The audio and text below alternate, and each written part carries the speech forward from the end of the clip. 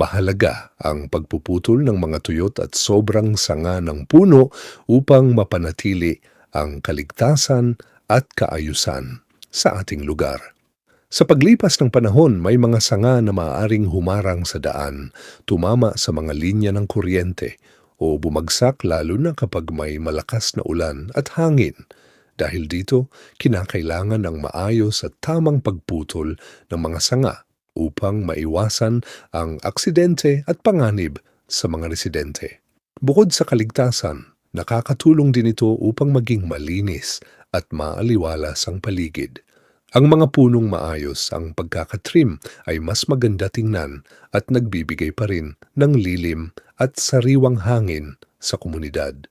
Mahalaga rin na gawin ito ng may pahintulot at tamang pamamaraan upang hindi tuluyang masira ang puno at mapanatili ang kalikasan.